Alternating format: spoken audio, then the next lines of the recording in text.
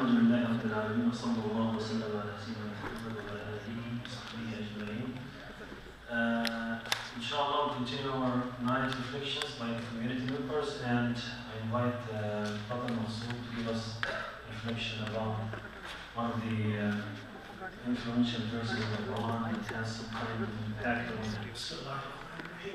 my dear brothers and sisters, it's very humbling to sit here and talk about something about the deen in front of the shield that have the wealth of the knowledge that I don't know how I can even express something in front of you, but I will try it.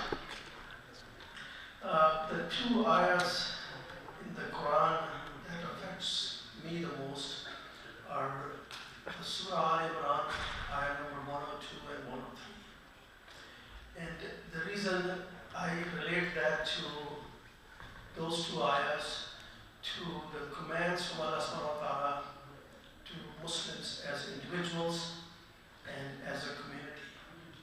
The first one, Bismillahirrahmanirrahim. Ya ayyuhallazina amanu taqullaha haqqa tuqatihi wa la tamutunna illa wa antum muslimun. واعتصموا بحبل الله جميعا ولا تفرقوا واذكروا نعمة الله عليكم إذ كنتم أعداء فألف بين قلوبكم فأصبحتم بنعمته إخوانا وكنتم على شفا حفرة من النار فأنقذكم منها كذلك يبين الله لكم آياته لعلكم تهتدون.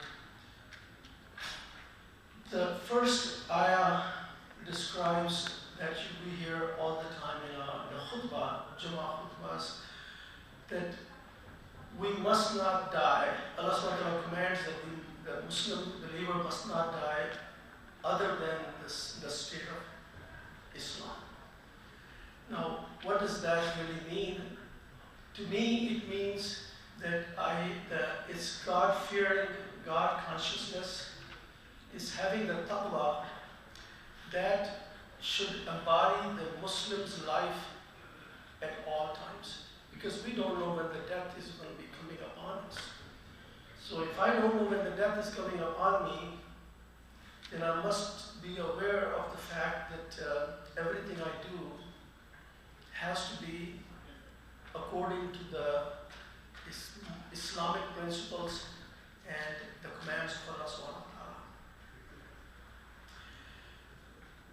There are many different ways to express this taqwa. One is piety, the other one is God consciousness. But the reality is, it is something that is in individual state of mind, and your actions based on that state of mind that embodies a Muslim. So if I really want to be following that command, then I need to make sure that I should always remember my death. That's number one. That I should always remember Allah subhanahu wa ta'ala, so which is zikr of Allah subhanahu wa ta'ala. Number three, I must always be asking for repentance, because as a human, I make mistakes all the time. And as I go on in the daily life, I must be making mistakes. And those mistakes need to be asked for forgiveness, because I have no idea if I want to take the next breath or not. So if I do those three things, maybe there is a salvation for me.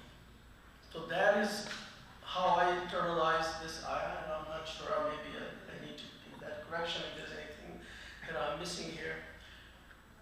But as an individual, that is the command, and if I follow that, inshallah, because Allah subhanahu wa ta'ala promises us that He will take us in the state that we live in. So if I really am making a sincere effort to have taqwa, God-fearing state all the time, then Allah subhanahu wa ta'ala most likely will take me in that state, and He will resurrect me in the same state. So that is the promise that gives me the hope that Allah subhanahu wa ta'ala will be kind and generous to me, and hopefully that will be my salvation. The second ayah, وَاعْتَصِمُوا بِحَبْلِ اللَّهِ جَمِيعًا وَلَا تَفَرَّقُوا, is very beautiful ayah that embodies the Muslim society in my view. As a family, as a community, country as a Muslim Ummah. So what is this rope that Allah subhanahu wa ta'ala is alluding to? In my mind, that rope is, it is the rope that is Quran and Majid. This is the book of Allah that Allah subhanahu wa ta'ala is commanding us as a community members to hold on to that rope. And the second part that comes with it, the only way you can understand the Quran is to understand the Sunnah of Prophet sallallahu alaihi wasallam. So if I follow the Quran or follow the guidance of the Quran and follow the Sunnah of the Prophet sallallahu alaihi wasallam, then our lives will be easier. And the last thing that is referred to in this ayah is we should not allow the divisions among ourselves. Now this is very broad subject, and definitely I don't think anybody can do justice in a few seconds here. But I think the only way I come out of this is thinking that if I correct myself all the time and saying, look, I don't know the answers, I may not be right.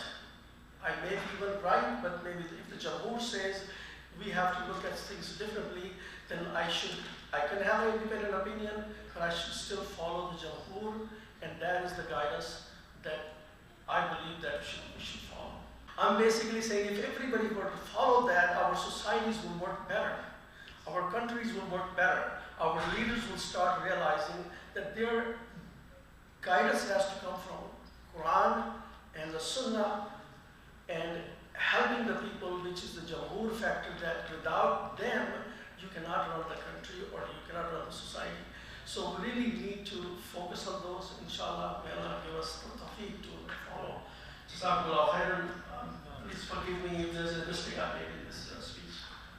Thank you so much for this beautiful reflection about the individual and collective responsibility of Muslims. So the individual responsibility is to have taqwa from Allah subhanahu wa ta'ala. It's something between you and Allah subhanahu wa ta'ala. And this translates into the collective beauty of the Muslim being united community. And that's Allah subhanahu wa ta'ala